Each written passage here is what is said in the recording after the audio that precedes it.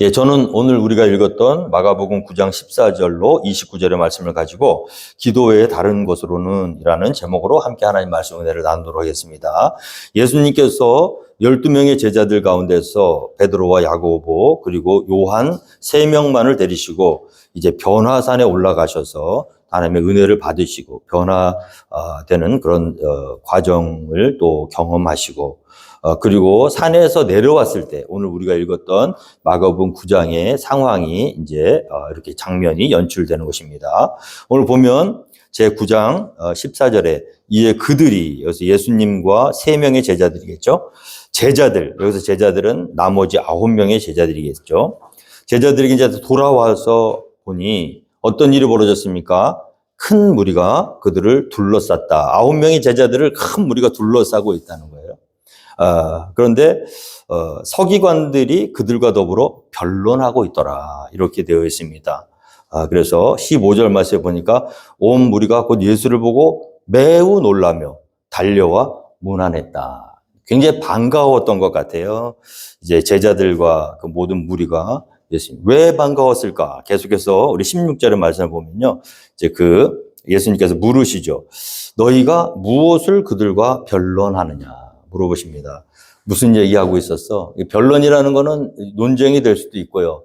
또는 어떤 악의가 될 수 있고 악의 다툼이 될 수도 있고요. 또 이런 질문과 어떤 이런 것들 가운데서 이제 좋은 뉘앙스는 아닌 것 같아요. 서기관들이 예수님의 9명의 제자들과 변론하고 사람들이 그들을 둘러싸고 약간은 위협적이고 약간은 호의적이지 못한 그런 상황이 연출되고 있는 것입니다. 자, 우리가 이 세상 사람들 안에서 변론으로 복음을 증거할 수는 없어요. 왜 그러냐면 이 세상 지혜로는 절대적으로 하나님의 복음의 진리를 깨달을 수 없기 때문입니다. 이 세상 지혜와 우리의 경험, 우리의 이성적 한계는 절대적으로 신비한 복음의 영역을 깨달아 알 수가 없는, 오직 성령 하나님의 은혜가 임했을 때, 그래서 우리가 볼 수 있는 눈이 생기고요, 들을 수 있는 귀가 생기고, 하나님 말씀을 들을 때 믿음으로 고백되어지고 이해가 되고 경험되어지고 그러는 거거든요. 그래서 우리 세상 사람들과 피해야 될 것 중에 하나가 변론을 피하셔야 됩니다. 이성적인 변론은 다툼밖에 생기지 않아요. 세상 사람들이 시비를 걸어올 때 그것을 이성적으로 그들을 굴복시키겠다고 하면 자칫 잘못하면 상처만 주고받는 그런 일이 벌어질 수 있다는 거죠. 그럼 왜 변론을 하게 되느냐? 계속해서 보니까 무리 중 하나가 대답하되 선생님, 말 못하게 귀신 들린 내 아들을 선생님께 데려왔나이다. 귀신이 어디서든지 그를 잡으면 거꾸러져 거품을 흘리며 이를 갈며 그리고 파리해지는지라. 내가 선생님의 제자들에게 내쫓아달라 했으나 그들이 능히 하지 못하더이다. 지금 이 변론의 시작점은 어디서 생겼냐면요, 한 귀신 들린 아이의 아버지가 그 귀신 들린 아이를 데리고 예수님의 제자들에게 찾아왔다는 거죠. 그래서 그 아이에게 있는 귀신을 쫓아내달라고 요청했던 것입니다. 그런데 문제는 뭐냐면 그 제자들이 능히 내쫓을 수 없었던 것이 문제이죠. 자, 우리가 변론의 시작은 뭐냐면 능력의 부재에서 시작되는 거예요. 우리가 세상 사람들이 우리 믿는 사람들을 왜 우습게 보죠? 아무런 능력이 나타나지 않으니까.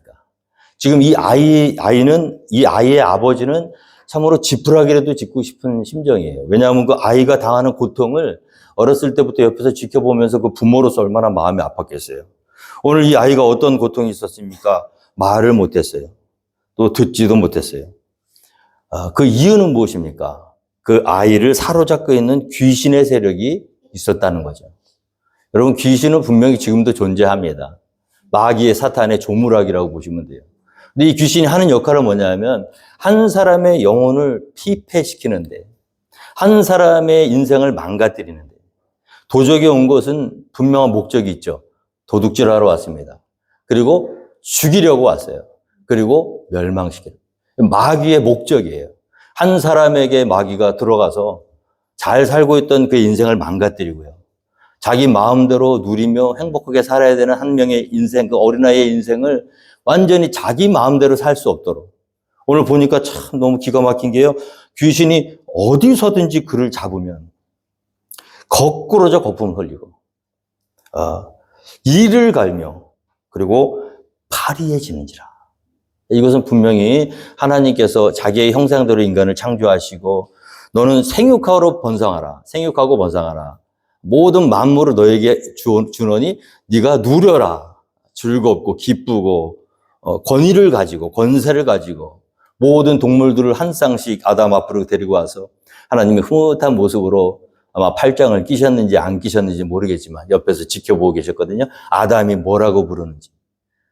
돼지를 데리고 오니까 아담이 너는 돼지를 해라. 소를 데리고 너는 소가 되어라. 하나님 이름 지으신 게 아니에요. 아담이 이름을 지었고 하나님은 아담에게 그 권세를 넘겨주신 거예요. 권위를 주신 거예요.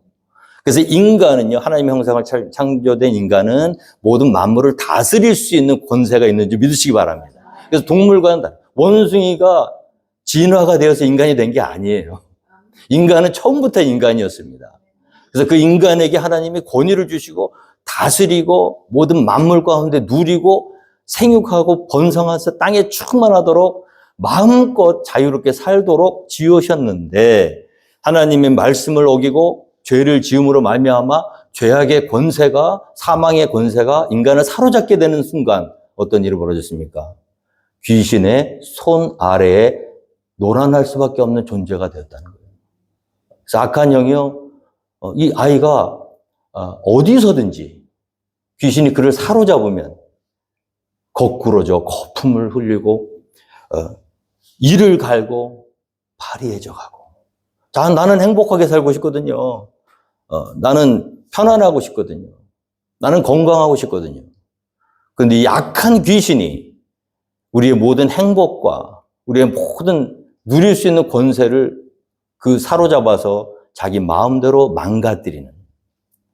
그래서 예수님이 이 땅에 오셔서 귀신을 잡혀서 술을 끊고 싶은데 못 끊는 사람들, 약을 끊고 싶은데 못 끊는 사람들, 남을 축복하고 싶은데 축복을 못하고 저주만 하는 사람들, 내가 하고 싶지 않은 일을 나도 모르는 사이에 막 귀신에게 잡혀서 그렇게 서로가 서로에게 상처를 주며 힘들게 사는 그 사람들의 모습을 보고 그 안에서 역사하는 더러운 귀신을 쫓아내 주신 것이 예수님의 가장 중요한 사역 중에 하나라는 거죠. 오늘도 우리 주변을 돌아보면요, 우리 하나님을 떠나 있는 하나님의 형상을 닮은 우리 사람들은요, 때때로 이와 같은 일을 만날 수가 있다는 거예요. 그럴 때 세상 사람들이 마귀의 권세 아래 놓여서 자기가 살고 싶은 대로 살지 못하고 그렇게 정말 힘들고 어렵게 사는 사람이 지푸라기라도 잡을 심정으로 예수님 제자들에게 와서 이 귀신을 쫓아내달라고 했을 때는 그에게 있어서는 그 소망, 한 가지 아들을 사랑하고 아들이 다시 자기의 삶을 누렸으면 좋겠다는 그런 아버지로서의 그런 소망을 가지고 나온 거 아니겠습니까? 근데 그 이유가 있어요. 갑자기 아무 근거 없이 나온 게 아니라 우리 마가복음 3장 이하에 보면요, 예수님이 제자들을 부르셔서 권세를 주십니다. 70명 제자들, 12명의 제자들을 부르셔서 권세를 주시는데 어떤 권세를 주시냐면 귀신을 쫓아낼 수 있는 권세를 주세요. 그리고 병을 쫓아낼 수 있는 권세도 주시고요. 두 가지를 주셔서 파송하시면서 지팡이 외에는 아무것도 가지지 말라 그랬거든요. 배낭이나 음식이나 돈이나 전대 아무것도 가지지 말고 어디서든지 너희를 환영하면 축복하고 너희를 거부하면 그 나올 때 발에 먼지를 떨어버리고 나와라. 그리고 어느 집이든지 너희가 처음으로 들어가서 너희를 환영하는 집이 있다면 그것을 떠날 때까지 더 좋은 환경으로 옮겨 다니지 말고 그곳에서 말씀을 전해라. 그런 능력을 주시고 파송해서 엄청난 기적이 일어났어요. 예수님이 그 권세를 주셨기 때문에 가는 곳마다 귀신 들린 사람들이 우리 눈에는 보이지 않지만 지금도 많아요. 예수 제자들이 가니까 귀신 들린 사람들이 막 와서 살려달라고 했을 때 예수님이 주신 권세로 귀신 명령을 하니까 막 떠나가고 기적이 일어났죠. 아마 이 시대에 예수님 이 근방 이 예수님이 활동하던 이 갈릴리 지역 근방의 모든 사람들이 그 소식을 들었을 거라고요. 그러니까 어렸을 때부터 이 귀신이 자기 아들을 괴롭혀 왔던 그 아버지에게 있어서는 그 소식이 어떤 소식이 될까요? 복된 소식이 되겠죠. 소망의 소식이 되겠죠. 그래서 그 기대를 가지고 제자들에게 왔단 말이에요. 자, 여기에서 문제가 생겨요. 여기 와서 이렇게 고통받는 아이가 있으니 당신들이 지금까지 해왔던 그 능력으로 내 아들에게 있는 귀신을 쫓아내 주시옵소서 하고 부탁을 했는데 결과는 어떻게 됐죠? 능히 쫓아내지 못하였더라. 그럼 예수님이 그 능력을 주셔서 얼마 전까지만 해도 그 귀신들을 잘 쫓아냈던 제자들이 갑자기 그 능력이 발휘되지 않기 시작한 거예요. 그러니까 어떻게 되죠? 실망감과 또 그런 울분 이런 것 때문에 이제 예수님의 제자들의 권위에 정면으로 도전하는 거기서부터 변론이 시작되는 거죠. 오늘 우리 예수 믿는 사람들이 세상 사람들에게 손가락질 받고 제대로 대접 못 받는 거는 그 사람들 탓할 게 아니에요. 우리가 능력이 없기 때문임을 성경 말씀을 통해서 깨달아 하시는 거예요. 만약에 그 제자들이 쉽게 그 아이에게 있는 귀신을 물리쳐 줬다면 아마 이 사람들이 예수님의 제자들과 악의 다툼하지 않았을 겁니다. 오늘 중요한 건 예수를 오래 믿었고 교회 신앙생활 열심히 한 게 중요한 게 아니라 우리에게 주님이 주시는 능력이 있느냐 없느냐가 중요한 줄 믿으시기 바랍니다. 그래서 하나님의 나라는 말에 있지 아니하고 오직 능력이 있습니다. 너는 이것을 알라. 말세에 고통하는 때가 이르러 사람들이 자기를 사랑하며 돈을 사랑하며 자랑하며 교만하며 비방하며 부모를 거역하며 감사하지 아니하며 거룩하지 않으며 이게 말세의 특징이에요. 그 말세의 특징의 마지막 특징이 뭐냐면 경건의 모양은 있으나 경건의 능력은 부인하는 자들이다. 오늘 교회가 세상에 이렇게 많아요. 근데 세상 사람들이 교회를 더 이상 두려워하지 않아요. 존경하지 않아요. 뭔가 신비한 눈으로 자기들과 다른 어떤 존재라고 생각하지 않아요. 그러나 제가 어렸을 때까지만 해도요, 사람들이, 안 믿는 사람들이라고 할지라도 교회 다닌다고 하면요, 뭔가 좀 다르게 봤어요. 직장에서 교회 다니는 사람이 들어오면요, 그래도 교회 다니는 사람은 뭔가 낫겠지. 그렇죠? 교회에서 집사님이라고 하면요, 세상 사람들도요, 막 그렇게 자기들끼리 막 놀다가 교회 다니고 집사라고 하면은 갑자기 그래도 교회 다니는 사람 앞에서 이러면 안 되지. 뭔가 존경심과 경외심이 있었거든요. 근데 지금은 달라요. 지금은 오히려 우습게 봐요. 그 앞에 이상한 말을 붙여가지고 기독교를 변형시켜서 막 그렇게 부르기도 하고. 그거 다 누구 탓입니까? 세상 사람들이 악해져 있어인가요? 아니에요. 세상이 보기에 교회가 아무런 능력이 나타나지 않는 괴물단지가 되었기 때문에 오직 세상보다도 더 욕심만 많고 더 헛된 영광만 추구하지 자기들과 다른 어떤 능력이 나타나지 않으니까 세상으로부터 따돌림 당하고 우습게 받게 되는 것입니다. 그래서 오늘 우리에게 있는 능력, 주님이 주신 능력이 있습니다. 그것을 발휘해야 될 줄로 믿습니다. 소금이 그 맛을 잃으면 소금이 짠맛을 내는 게 소금의 역할이잖아요. 근데 짠맛을 내지 못하는 소금은 어디에 쓸까요? 아무짝에도 쓸모없는 거예요. 밖에 버리고 사람들에게 밟힐 뿐이라는 거예요. 오늘 교회가 이렇게 땅에 떨어진 교회에 실추된 명예의 근원이 어디서부터 나왔냐? 아무런 차별화가 되어 있지 않다. 세상 사람들. 세상 사람들이 못하는 걸 교회가 해야 되거든요. 근데 세상 사람들이 할 수 있는 것 교회가 하고 있어요. 돈으로 하는 일, 모여서 힘을 만들어서 누구를 투표를 해서 표를 몰아서 세상의 어떤 권세에 참여하는 일, 이런 일은 잘해요. 건물을 더 멋지게 짓고 세상 사람들을 더 멋있게 세상에서 할 수 있는 것들을 교회가 하면 세상은 교회를 절대로 경외함을 가지고 바라보지 않습니다. 언제 우리가 세상에서 그 믿지 않는 사람들에게 저 사람들은 뭔가 다르다. 뭔가 우리와는 다른 어떤 능력이 있구나 하는 걸 깨달으냐 하면요. 그들이 하지 못하는 일을 해낼 때 이 귀신 들린 아버지가요. 귀신 들린 아이의 아버지가 얼마나 이 아이를 고치고 싶었을까요? 많은 사람들에게 찾아가서 부탁하고 애원도 했을 겁니다. 그런데 그 누구도 그 아이를 귀신에게부터 자유롭게 해주지 못하고 있을 때 멀리서 들려오는 소문이 있는데 예수님의 제자들은 다르더라. 그래서 그 한 가지 소망을 가지고 찾아왔는데 능력이 나타나지 않는 거예요. 그 배신감, 그 실망감. 거기서부터 이제 변론이 시작되고, 자, 예수님의 답은 무엇입니까? 오늘 보니까 대답하여 이르시되 믿음이 없는 세대여 내가 얼마나 너희와 함께 있으며 얼마나 너희에게 참으리요 그를 내게로 데려오라. 예수님이 약간 뉘앙스가 어떤 뉘앙스세요? 실망하신 뉘앙스죠. 그리고 그 귀신 들린 아이에게 있는 귀신을 쫓아내지 못한 제자들을 향해서 무엇이 없는 세대라고 말씀하셨죠? 능력이 없는 세대라고 말씀하셨나요? 기술이 없는 세대라고 말씀하셨나요? 아니에요. 믿음이 없는 세대라고 말씀하셨어요. 여러분, 기적은요, 우리의 능력으로부터 시작되는 게 아닙니다. 우리의 능력은 보잘것없어요. 귀신의 상대에서 이길 수 있는 능력이 없어요. 그런데 우리 주님은 그 일을 하실 수 있다는 믿음을 가지고 마귀를 대적한다면 너무나도 쉽게 문제가 해결될 수 있다는 거예요.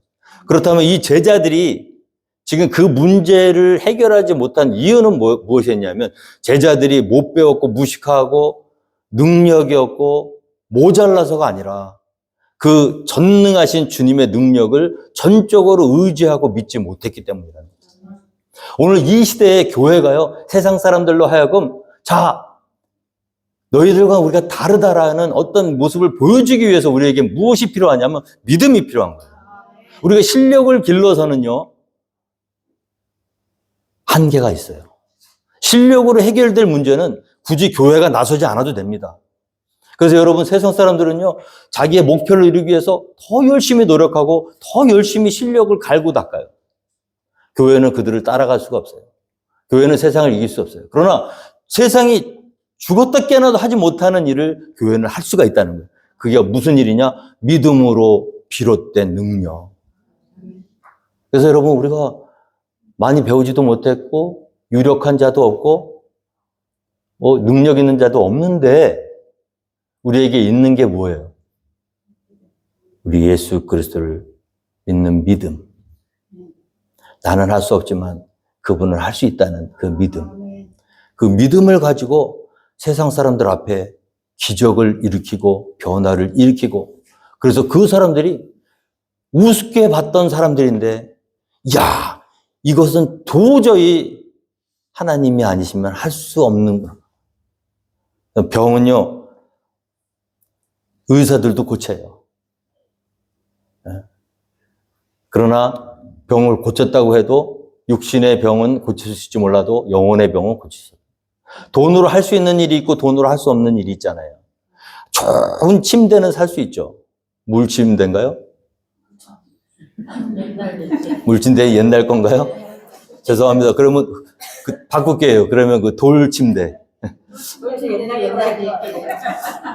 자, 좋습니다. 무엇이 됐든 하여튼 최고 좋은 비싼 침대가 있다고 쳐요. 돈으로 침대는 살 수 있지만 잠을 살 수 있나요? 꿀잠을 살 수 있나요? 부자라도요, 최고급 집에서 가장 좋은 그런 침대를 세팅해 놔도요, 하나님이 허락하시지 않으면 단잠을 이룰 수가 없는 것입니다. 하나님의 능력이. 세상 사람들이요, 교회가 높은 건물 졌다고 부러워하지 않습니다. 착각하시면 안 돼요. 교회 갔는데 모든 게 막 화려하고 사운드 시스템이나 이런 게 요즘에는요, 방송국 장비보다 더 비싸대요. 교회가.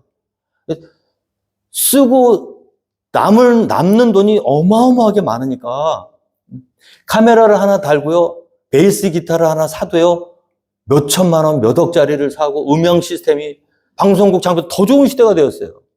근데 세상 사람들이 그거 부러워할까요? 속으로 비웃어요. 야, 니들이 할 수 있는 게 그거밖에 없구나. 그 정도는 우리 방송국도 해. 맘만 먹으면. 근데 뭘 못하냐 하면요, 마이크 시스템도 안 좋고 조명도 안 좋고 의자도 딱딱하고 엉성하고 힘든데 이 세상에서 실망하고 상처받고 외로운 영혼이 그 불편한 곳에 와서 털썩 주저앉는데 갑자기 하늘의 평강이 시스템은 안 좋아요. 근데 앞에 나와서 찬양을 하시는 분들의 그 찬양을 들을 때 마음이 움직이고 눈물이 나오면서 하나님의 은혜를 경험하면서 세상 사람들은 이것은 뭔가 다르구나. 그게 뭐냐면 믿음으로부터 나오는 능력이에요. 오늘 우리가 세상에 발맞춰서 세상 것을 쫓아가려고 하니까 세상은 우리를 손가락질하고 비웃고 조롱합니다. 그러나 세상 사람들이 도저히 할 수 없는 주님의 능력을 의지하고 나아간다면 다시 한번 하나님께 영광 올려드릴 수 있는 교회가 될 줄로 믿습니다. 우리 제자들이요, 믿음이 없었어요. 그러면서 예수님이 어떤 실망하셨냐? 내가 얼마나 너희와 함께 있으며 얼마나 너희에게 참. 우리가 믿음은 자라가야 되는 거예요. 예수님이 계실 때는 잘하는데 안 계시면 못한다. 오늘 교회가요, 예수님이 제자들 훈련시키시는 거 아닙니까? 지금 제자 훈련 4번째 시간인데. 예수님의 큰 청사진은 뭐냐면 이제 곧 내가 떠날 거라는 거죠. 그리고 너희들만 세상에 남아있을 거라는 얘기예요. 내가 언제까지 너희와 함께 있을 수는 없다는 거예요. 그럼 너희는 내가 떠난 다음에 삶을 준비하라는 거죠. 내가 있을 때나 없을 때나 너희는 이 세상을 향해서 담대히 주를 믿는 믿음의 능력을 가지고 세상 가운데 가서 제자를 삼아, 모든 민족과 열방으로 제자를 삼아 귀신 들리고 병 걸리고 억눌린 자들에게 자유를 선포하고 세상이 도저히 할 수 없는 그 능력 있는 하나님의 능력을 발휘함으로 말미암아 이 하나님의 영광을 너희가 드러내야 된다는 거죠. 그래서 예수님이 살아계실 때 계속 제자들을 파송하시고 능력도 줘서 내보내 주시고 그렇게 하셨던 거예요. 그래서 이제 예수님이 떠나실 때가 머지않아 왔는데 예수님은 마음속에 아마 그런 기대가 있었던 것 같아요. 내가 변화산 갔다 오는 동안에 너희들이 조금 그래도 달라졌겠지. 근데 문제는 뭐냐면 하나도 안 달라졌다는 거예요. 믿음 생활을 그렇게 오래 했는데 홀로 서지를 못해. 저는 우리 교회에 처음에 들어오시는 분들은 몰라도요, 시간이 지나면 잘해야 될 줄로 믿습니다. 최고의 제자 훈련은요, 어떤 게 제자 훈련이냐면 스승을 바라보고 쳐다보고 의지하도록 만드는 것이 제자 훈련이 아니라 스승이 있든 없든 스승과 똑같은 능력을 발휘하며 할렐루야, 스승처럼 되어져 가도록 그 제자들을 길러내는 것이 예수님의 제자 훈련의 목표라는 거죠. 그래서 오늘 보니까 때가 오래되었으므로 너희가 마땅히 선생이 되었을 터인데 너희가 다시 하나님의 말씀의 초보에 대하여 누구에게서 가르침을 받아야 할 처지이니 단단한 음식은 못 먹고 젖은 안 먹어야 할 자가 되었도다. 이는 젖을 먹는 자마다 어린아이니 의의 말씀을 경험하지 못한 자예요. 여러분, 교회를 오래 다녔다고 제자가 되는 게 아니에요. 의의 말씀을 경험하셔야 돼요. 이것이 목사님이 해주고 어떤 이 앞에서 인도하는 사람들이 해준 거 말고 내 자신이 하나님의 능력이 나에게도 역사하시는구나, 그것을 경험해 나가시는 게 그리스도의 장성한 분량으로 나아가는 길입니다. 우리 성도님들이 너무 수동적인 태도로 가만히 계시면요, 믿음은 성장하지 못하는 거예요. 자꾸 참여하셔야 돼요. 내 안에 있는 하나님의 능력, 내게 주신 능력, 비록 보잘것없는 달란트일지 몰라도 그것을 끄집어내어서 한번 사용해 보시는 거예요. 단기 설교도 한번 나가 보시고요. 나가서 더듬더듬 말씀을 전하고 그 아이들을 붙들고 기도를 해줬는데 성령의 감화 감동 역사하심이 이 보잘것없는 믿음이 나를 통해서 아이들에게 흘러가는 것을 경험해 보시고요. 할렐루야. 너무나 수동적인 거예요. 너무나 그냥 가만히 앉아서 아무것도 안 하려고 하고. 성경 공부도요, 계속해서 배우기만 하면 아무 의미 없습니다. 제가 참 감사한 건 뭐냐면 요즘 수요 성경 공부하네요. 우리가 이제 한 번 이 교재를 다 끝냈거든요. 그래서 두 번째부터는 각자 과를 나눠가지고 돌아가면서 인도하기로 했어요. 깜짝 놀랐어요, 제가요. 저보다 더 잘 가르치세요. 깜짝 놀랐어요. 정말이에요. 거짓말은 아니에요. 의심스러우시면요, 수요일 날 와보세요. 정말이에요. 여러분들 속에 있는 그 능력이 장난이 아닙니다. 여러분들이 잘 몰라서 그렇지. 사용을 해본 적이 없으니까 내가 어떤 능력을 가지고 있는지 모르는 거예요. 근데 그걸 끄집어내셔야 돼요. 그래서 사용해 보셔야 돼요. 의의 말씀을 경험해 보셔야 돼요. 그렇지 않으면 계속 젖만 먹는 사람들. 목사님이 가르치는 거지 성경 공부는 뭘 안다고 얘기를 해? 아니에요, 여러분. 때로는 저보다도 여러분들의 삶 속에서 나오는 경험했던 그 하나님을 만난 간증들이 더 크게 은혜가 될 수가 있다는 거예요. 그런데 그런 경험을 하도록 지도자들이 여러분들에게 기회를 주지 않는 게 문제예요. 그러니까 20년, 30년이 지나도 계속 그 자리예요. 가만히 앉아서 말씀도 듣기만 하는 거예요. 말씀을 선포할 생각을 안 해요. 전도도 해본 적이 없어요. 그래서 우리 교회는 저는 참 감사한 게, 이분들 속에 그만한, 많이 들어왔잖아요. 그 능력이 있다. 자꾸 끄집어내요. 어저께도 제가 참 감사했던 거는 우리 토요일 날 신방 예배 때 제가 정신이 요즘 알러지 때문에 오락가락해서 다 막 기타랑 막 이런 건 다 준비해 왔는데 성경책을 안 가지고 온 거예요. 말씀 준비한 것하고. 그래서 다 갔다가 다시 집에 또 갔다가 너무 죄송한 거예요. 10분, 15분이 늦었어요. 그래서 제가 막 운전하면서 막 마음이 급해갖고 막 우리 집사님들 너무 죄송하다. 어떻게 하고 계실까 하고 딱 들었는데 깜짝 놀랐어요. 하늘에서 내려오는 찬양이 울리고 있는 거예요. 제가 시키지도 않았어요. 저는 걱정만 했어요. 어수선할 텐데 우리 집사님들 목회자 실수로 이 분위기 신방 예배 분위기 다 망쳤다. 걱정 딱 했는데 딱 가봤더니 우리 찬양 인도하시는 구집사님이 딱 사람들을 집중시키셔서 찬양으로 미리 준비하고 계시더라고요. 나중에 제가 어떤 생각, 우리 교회 장난 아닌데 이거? 여러분 그거 아무것도 아닌 것 같죠? 아니에요, 여러분. 그 여러분께 있는 능력을 끄집어내서 의의 말씀을 경험하는 것입니다. 그게 바로 하나님께서 여러분들에게 원하시는 모습이에요. 적극적으로 하셔야 돼요. 동참하셔야 돼요. 사용하셔야 돼요. 나 같은 게 내가 무엇을 할 수 있겠어. 그러지 마시고, 나에게 있는 게 찬양의 은사거든.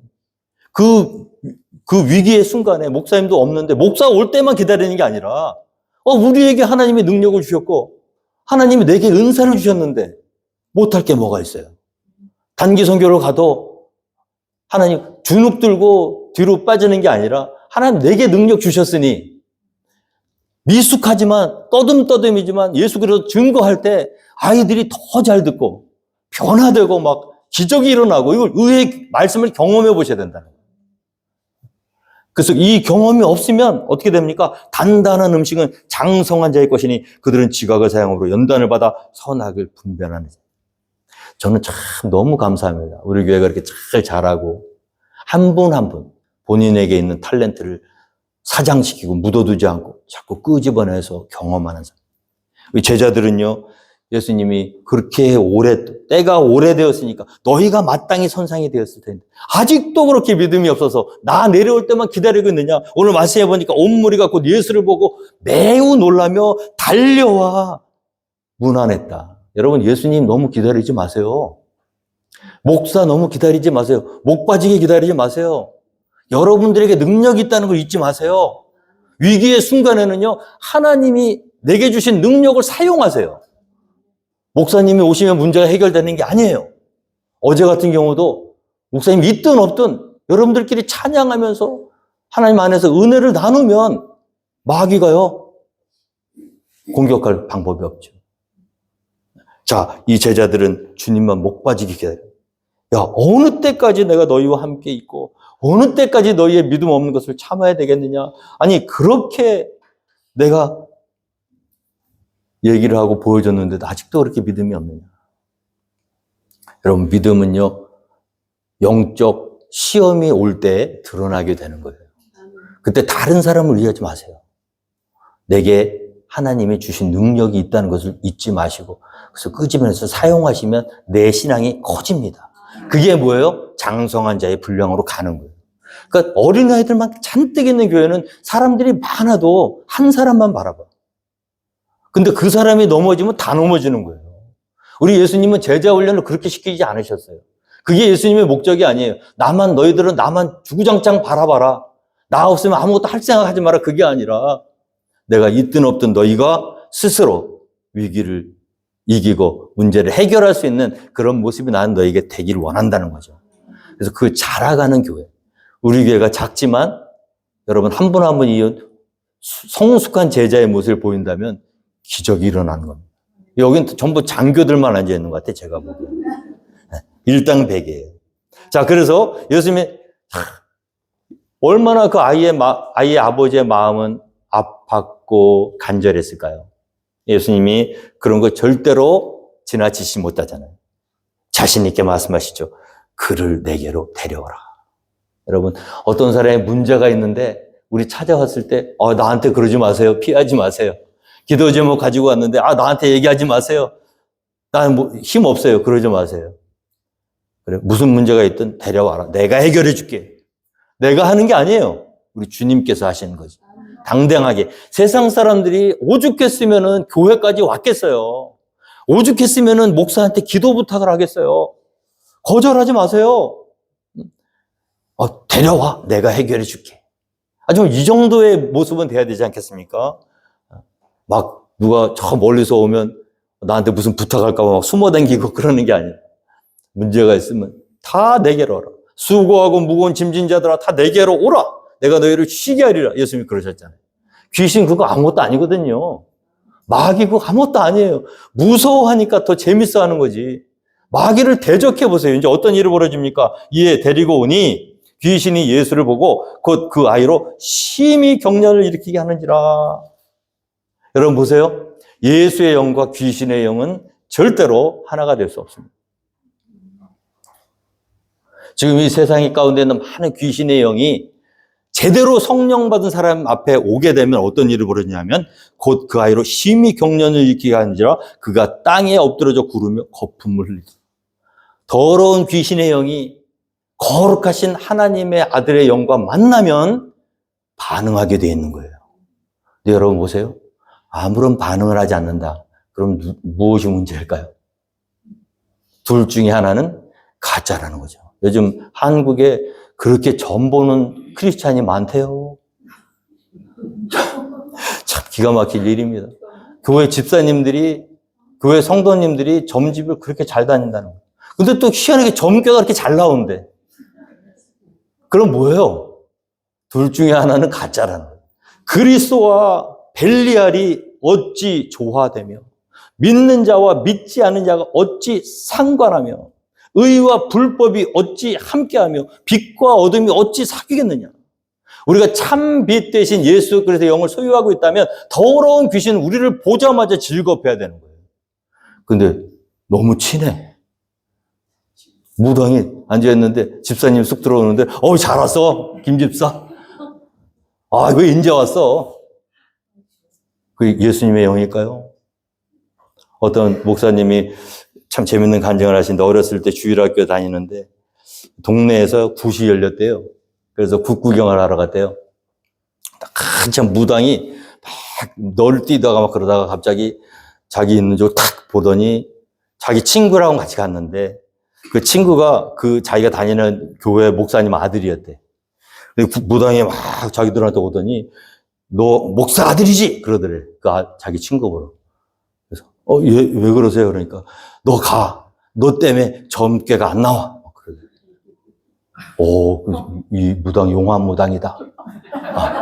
그랬대. 자기가 옆에 있으면서. 그러면서 이제 자기 친구한테 가라 그러길래 자기도 주일학교 출신이니까 다니니까 저는요 그랬더니 넌 있어도 돼.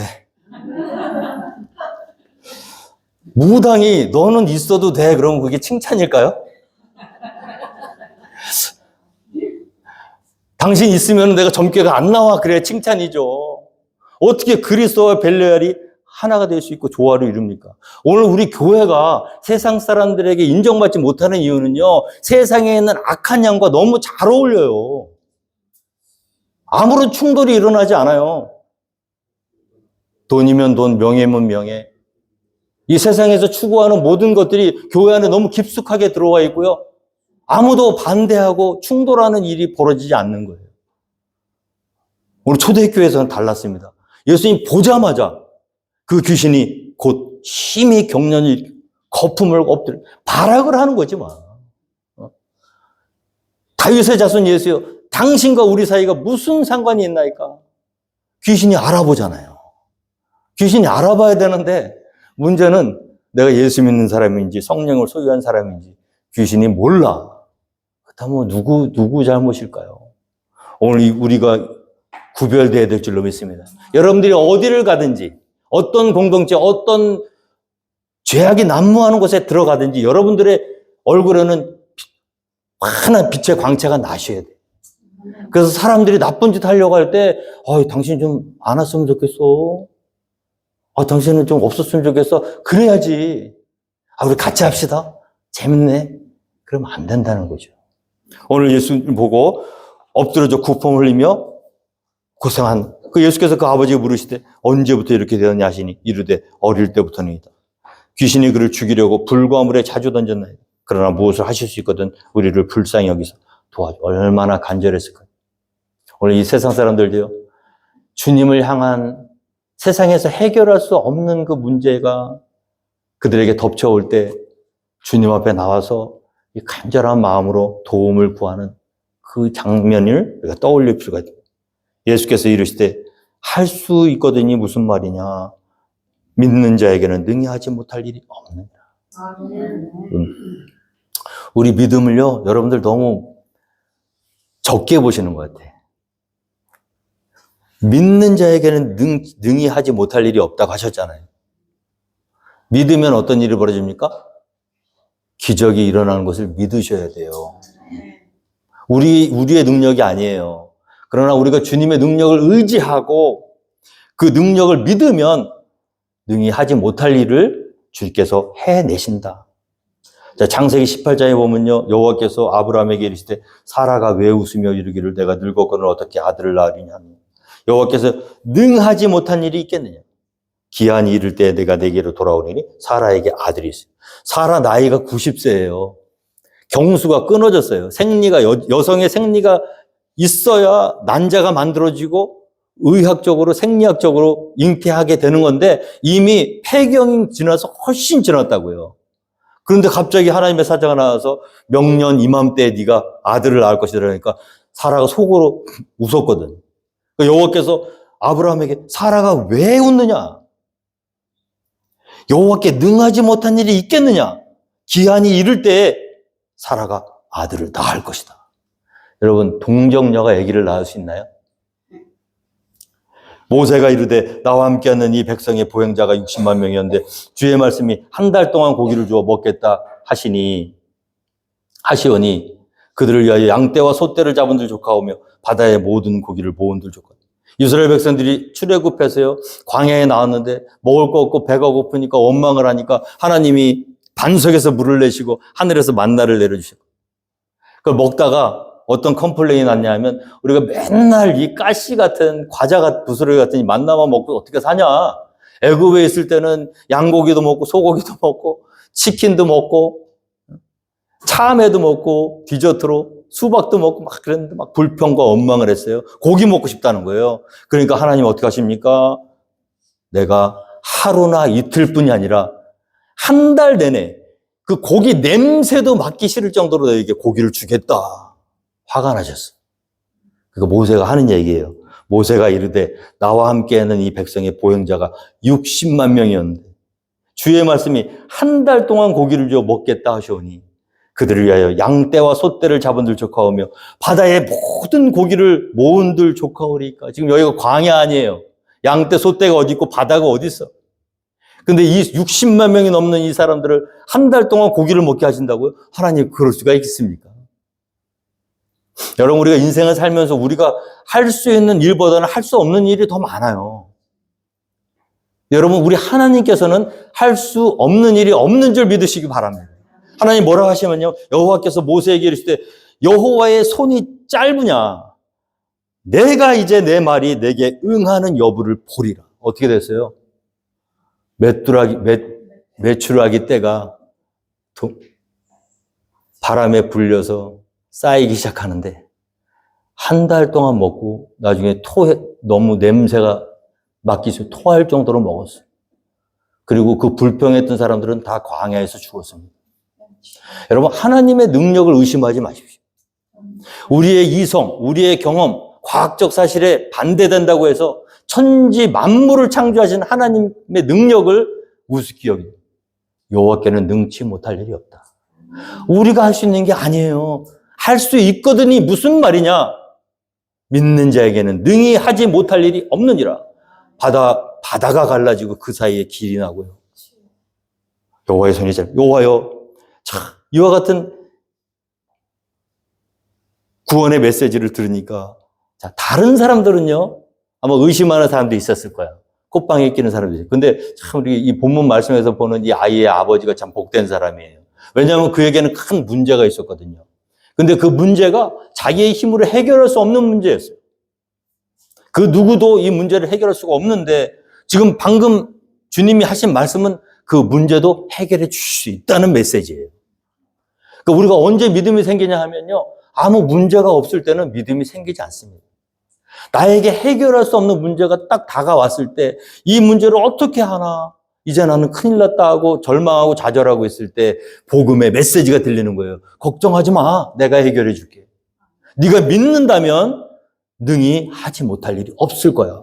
다른 모든 사람에게는 그 말은요, 헛된 말로 들렸을지 몰라도 이 아이의 아버지에게 있어서는 마지막 잡고 싶은 희망의 끈이고 소망의 끈이었다는 거죠. 여러분, 그래서 문제 없기를 기도하지 마시고 믿음 달라고 기도하세요. 문제를 통해서 믿음을 소유하는 게 복이지, 아무 문제 없이 평안하게 살다가 하나님의 능력을 경험하지 못하고 죽는 게 복이 아니라는 거예요. 그러니까 우리는 문제를 해결해달라고 기도하는데 때로는 하나님이 우리의 믿음을 주시기 위해서, 믿음을 성장시키기 위해서 문제를 주실 수가 있다는 거예요. 그때 우리가 반응한, 다른 사람들은 다 관심 없어. 이런 설교를 듣고도요, 어떤 사람들은 저런 얘기, 다 아는 얘기 다 지나가는데 이 가운데 정말 마음속 깊숙한 곳에 무거운 문제가 있는 분은 다르게 들린다는 거예요. 그게 희망의 메시지, 소망의 메시지, 복음의 메시지로 들린다는 거예요. 그게 누구냐면 본문 말씀에 나오는 귀신 들린 아이의 아버지였어요. 어떤 반응을 했나요? 24절에 곧 그 아이의 아버지가 소리를 질러 이르되 내가 믿나이다. 나의 믿음 없는 것을 도와주소서 하더라. 할렐루야.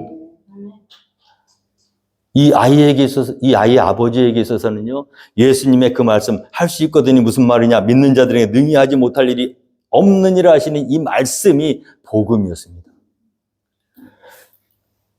다른 아무 소망이 없는 이 상황, 앞뒤 전후 좌우가 다 막혀 있는 상황에서 다 못한다 그러고 다 불가능하다고 하는데 오직 한 분만은 할 수 있다는 거야. 그러니까 주여 내가 믿습니다. 언제 우리의 삶이 변화됩니까? 기적이 언제 일어납니까? 여러분, 전후 좌우가 막혀야 기적이 일어나는 거예요. 내가 할 수 있는 여지가 있다면 주님이 필요 없습니다. 그러나 전후 좌우가 다 막혀 있는 상황에서 절망의 깊은 좌절 가운데 낙심하고 있을 때 하늘에서 들려오는 소리, 하늘을 보아라. 내가 너를 구해주겠다. 메시지를 들릴 때 주여 내가 믿습니다. 어떤 사람이 복이 있는 사람일까요? 문제가 없는 사람이 복이 있는 사람이 아니에요. 내 힘으로 해결할 수 없는 문제를 만났을 때 하나님의 메시지, 복음의 메시지를 들을 수 있는 사람이 복이 있는 사람입니다. 그 메시지를 통해서 믿음을 소유하게 되는 사람이 복이 있는 사람입니다. 저는 오늘 주님의 이름으로 축원드립니다, 여러분. 우리의 삶 속에서 때때로 전후 좌우가 다 막히거들랑 하늘을 보세요. 할 수 있거든이 무슨 말이냐?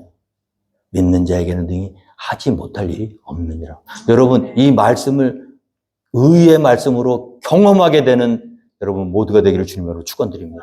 이 말씀을 경험하셔야 돼요. 이 말씀을 경험하셔야 진정한 그리스도인이 되는 겁니다. 진정한 제자가 되는 겁니다. 하나님의 말씀은 그냥 한 번 듣고 그럴듯한 얘기로 지나가는 게 아니라 그 말씀은 능력이 있다는 거예요. 하나님이 말씀을 하시면 반드시 이루어진다는 거예요. 이거 솔직하게 말합니다. 내가 믿나이다. 그리고 어떻게 얘기했어요? 나의 믿음 없는 것을 도와주. 여러분, 믿음이 없으면 믿음이 없다고 솔직하게 말씀하셔야 돼요. 믿음도 없는데 있는 척 하다가 다 망하는 거예요. 없으면 없다고, 하나님 나 믿음 없어요. 그러나 믿고 싶어요. 내게 믿음 주세요. 도와주세요. 하나님은 절대로 그런 부탁이나 간구를 외면하시지 않습니다. 그래서 하나님이 여러분들에게 듣고 싶어 하시는 말씀 뭐냐면, 주여 내가 믿나이다. 나의 믿음 없는 것을 도와주소서. 다른 사람들은 다 믿음이 좋다고 생각해. 왜? 목사니까, 집사니까, 기도도 잘하고 성경도 많이 알고 교회도 오래 다녔으니까 믿음 좋은 줄 알아. 근데 나는 알아. 내가 믿음이 없다는 걸. 작은 문제 앞에서도 작아지고 초라해지고 의심하고 불평하고 두려워하고, 그때 여러분 솔직하게 말씀하셔야 돼요. 주님, 나의 믿음 없는 것을 도와주소서. 사랑하는 아들아, 사랑하는 딸아, 걱정하지 마. 내가 믿음도 줄게. 그래서 기도는 여러분, 진짜 기도는 어떤 기도냐? 솔직하게 하는 기도가 진짜 기도예요. 유창하게 막 그냥 잘잘잘잘 하는 기도가 아니라, 주님, 난 믿음 없습니다. 도와주세요. 시편 86편 1절에 여호와여 나는 가난하고 궁핍하오니 주의 귀를 기울여 내게 응답하소서. 내 주 하나님이여 주를 의지하는 종을 구원하소서. 여호와여 나의 기도에 귀를 기울이시고 내가 간구하는 소리를 들으소서. 나의 환난 날에 내가 주께 부르짖으리니 주께서 내게 응답하시리이다. 여러분 사거리에 서서 큰 소리로 주여 삼창하고, 주여 감사합니다. 내게 믿음 주셔서 감사합니다. 나는 저기 있는 저 체리와 같지 아니하고 일주일에 2번 금식하고 남의 것 토색 가는 불의한 적 없고 이것저것 잘할 수 있게 해주셔서 감사합니다. 기도하는 게 아니라, 주님 나는 죄인입니다. 나는 믿음도 없습니다. 주님 나는 가난하고 궁핍한 자입니다. 하나님 나의 이 처참한 영적 상태를 주님 아시오니 주님 내게 믿음 주시옵소서. 솔직하게 있는 척 그런 척 하는 기도가 아니라, 없으면 없는 대로 기도할 때 하나님 그 기도를 들어주시고 믿음의 사람으로 변화시키는 줄 믿습니다. 어떤 일이 벌어졌습니까? 예수께서 무리가 달려 모이는 것을 보시고 그 더러운 귀신을 꾸짖어 이르시되, 말 못하고 못 듣는 귀신아 내가 내게 명하노니 그 아이에게서 나오고 다시 들어가지 말라 하시며, 귀신이 소리 지르며 아이로 심히 격렬을 일으키게 하고 나가니 그 아이가 죽은 것 같이 되어 많은 사람이 말하기를 죽었다 하나, 예수께서 그 손을 잡아 일으키시니 이에 일어서니라. 간단해요 여러분. 마귀를 대적하셔야 돼요. 뒤로 물러가서 피할 생각하지 마시고 당당하게 내 능력 의지하지 마시고 주님 능력 의지해서 마귀를 대적하면 어떻게? 아무것도 아니에요. 겁내실 필요가 없어요. 물러가게 돼 있습니다. 그냥 안 나가죠? 그냥 안 나가. 마지막 발악을 하고 나가요. 그래도 나갔어. 자, 우리에게 있는 능력이 그와 같은 능력인 줄 믿습니다. 자, 그 다음에 이제 마지막에 우리 제자들이 집에 들어가시면 제자들이 조용히 물어요. 아까는 막 기세등등했어. 자기들 능력이 나타나고 막 그럴 때는 막 어깨가 올라가다가 실패했잖아요. 사람들 앞에서 체면 구겼거든. 집에 들어가서 조용하게, 주님, 우리는 왜 그 귀신을 못 쫓아냈나요? 물어볼 때. 우리 주님이 제자들에게 가르쳐 주시고 싶은 게 뭐냐면요. 오늘 마지막 절 말씀입니다. 이르시되 기도 외에 다른 것으로는 이런 종류가 나갈 수 없느니라 하시니라.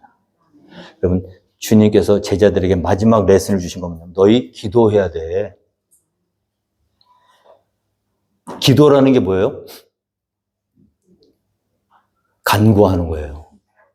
간구는 누가 해요? 있는 자가 해요? 없는 자가 해요? 내 주머니에 돈이 많아요. 그러면 무엇을 사고 싶으면 내가 사면 돼. 근데 내 주머니에 돈이 없어요? 그리고 사고 싶은 물건이 있어요. 그럼 누구한테 가요? 엄마한테 가죠. 아빠한테 가죠. 뭘 얘기하죠? 아빠, 돈 좀 주세요. 나 저거 사고 싶어요. 자, 기도는 누가 하느냐? 무언가 하고 싶은 일, 되고 싶은 일이 있을 때 나에게 그 능력이 없을 때 기도하게 되어 있습니다. 여러분, 기도라는 건 뭐냐 하면 하나님의 능력을 의지하는 거예요. 그래서 쉬지 말고 기도하는 거예요. 왜 쉬지 말고 기도하는 거예요? 이 세상에서 우리가 할 수 있는 게 아무것도 없다는 거예요. 우리는 양을 이리 가운데 보낸 것 같이 아무 능력도 없고 아무 힘도 없는 연약한 존재라는 거예요. 그런데 우리 뒤에는 누가 계시냐 하면 온 우주 만물의 주인 되시는 주님이 계시다는 거예요. 그래서 여러분, 일을 하시려면 기도하셔야 돼요. 내가 한 일은 열매가 없어요. 그래서 교회는요, 베이직이에요. 기본이에요. 기도하지 않잖아요? 아무 역사도 일어나지 않습니다. 왜? 그건 내 힘으로 한 거잖아. 그럼 일을 했다고 쳐도 나중에 엄청난 후폭풍이 와요. 기도 없이 한 일은요, 망하는 게 복이에요. 왜냐하면 성공하면 어떻게 되냐면 교만해져요. 실패하면 낙심해요. 그래서 기도하고 한 일은요, 성공하면 하나님의 영광, 실패하면 하나님의 뜻을 아직 때가 안 됐다는 겸손으로 나오게 되어 있습니다. 여러분, 제자들, 너희들 봤지? 너희들의 능력으로 귀신을 쫓아내는 게 아니야. 기도해야 돼, 너희들. 여러분, 저는 목회자로서 일주일 내내 삶 속에서 저한테 물어보신다면 당신은 언제가 제일 좋습니까? 어떤 목사님들은 주일 예배가 제일 좋다고 하는데 저는 아니에요. 저는 새벽 예배가 제일 좋습니다. 어떤 분이 그래요. 우리 교회 새벽 예배가 너무 은혜된다는 거예요. 근데 여러분, 저는요, 제가 은혜가 돼요. 어쨌든 여기 와서 아무도 없을 때 털썩 주저앉아서 탁 앉는 순간 하늘에서 신령한 은혜가 나한테 덮이고 내려 나옵니다. 사랑하는 아들아, 내가 너와 함께 있다. 걱정. 기도하면서도 걱정되거든요. 기도하면서도 막 불안해요. 그럴 때 주님, 또 내가 나를 의지하고 있군요. 주님, 주님을 의지할 수 있게 도와주세요. 나의 믿음 없음을 도와주세요. 어쨌든 집에서도요, 제 서재 겸 또 기도 준비실 또 말씀 준비하는 그런 제 방에서 밤에 걱정, 근심으로 마음이 무거워질 때 불을 다 꺼요, 저는요. 다 끄고. 제가 소리를 옆집에 안 들릴 정도로 크게 틀어놓습니다. 이렇게 유튜브 치면 요즘 너무 좋아요. 밤에 잠잘 때 듣는 찬양. 그럼, 그 피아노 소리가. 그러면 제 의자에 제가 50불 주고 산, 이제 털썩 주저앉아가지고, 주님 하고, 기도도 하기 전에 눈물이 쫙 흘러요, 눈물이.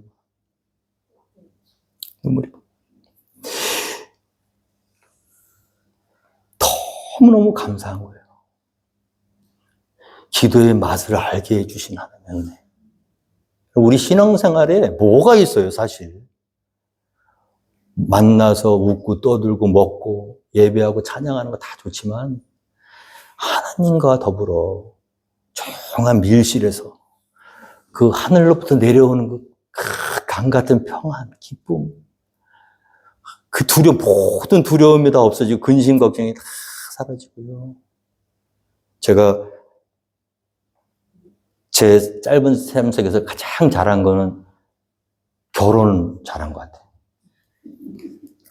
제가 제 아내를 만나서 연애를 할 때 참 제가 학생이었고 우리 와이프는 그때 직장을 생활하니까 첫날 만날 때만 제가 쐈고 결혼할 때까지는 다 우리 와이프가 쐈어요. 근데 우리는 만나서 밥 먹으면 다른 커플들은 데이트할 때 어디 극장도 가고 그러잖아요. 근데 우리는 딱 가난한 신학생이니까 딱 밥은 사줘요. 딱 밥 사주고 어디로 가냐면 교회로 갑니다. 동네 어디를 가든 교회가 있어요. 그러면 한국은요, 어느 교회를 가도 기도방이 다 있어요. 신학생이 기도하겠다 그러는데 거절하는 교회는 없습니다. 그럼 저는 밥 먹고 기도실에 둘이 들어가는 거예요. 2시간, 3시간씩 대화는 안 하고 서로 기도만 해요. 결혼할 때까지 그렇게 했어요. 딱 한 번 제가 너무 그래도 이건 아니지 않냐 우기다시피 해갖고 영화 보러 딱 한 번 갔어요. 공동경비구역 JSA인가 그거 한 번 딱 보고 유일하게 같이 본 영화예요 지금까지. 결혼을 하는 날 어디로 갔냐면 신혼여행을 기도원으로 갔어요. 그리고 거기서 기도하고 또 그 다음 날은 다른 기도원 갔어요. 또 신혼여행을 기도원 옮겨가면서. 그러니까 우리 형님이 야, 아무래도 그건 아니지 않냐 그래가지고 억지로 제주도 2박 3일인가요? 그거 표를 어떻게 얻어주셔가지고 나중에 제주도도 갔다 오긴 했어요. 근데 제가 결혼을 결심하게 된 이유는 우리 와이프가 그러더라고요. 자기는 하루에 1시간 이상 기도하지 않으면 못 산대. 근데 처음에 한참 얘기하다가 그 얘기를 딱 듣는데 아, 나 이 사람 꼭 잡아야겠다. 너무 잘한 것 같아. 제가 미국에 가서 어마어마한 위기들을 많이 겪었거든요. 정말 눈앞이 캄캄해지는 일들을 많이 경험했습니다. 아무도 도와주는 사람 없고 어마어마한 문제 앞에 제 아내가요 7시간씩 기도했어요. 남들은 다 공부 마치고 한국으로 또 미국에서 사역이 열리는데 저는 공부도 못합니다. 공부의 길이 다 막히고 I-20가 연결이 안 되고 학교 입학 허가가 안 나오고 일주일에 많은 시간을 밖에 나가서 일을 해야만 하는 그런 상황 가운데 아이는 아프죠. 답이 안 나오는 거예요. 근데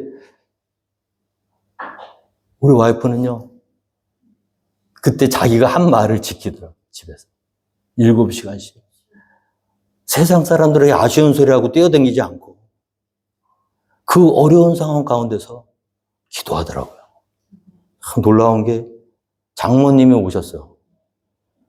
근데 장모님도 도와주실 줄 알았거든요. 힘드니까. 도와줄 수 있는 능력도 있어요. 근데 장모님도 장모님도 그렇고 장인어른도 그렇고 도와주시는 게 아니라 같이 7시간씩 기도하시다 하셨어요.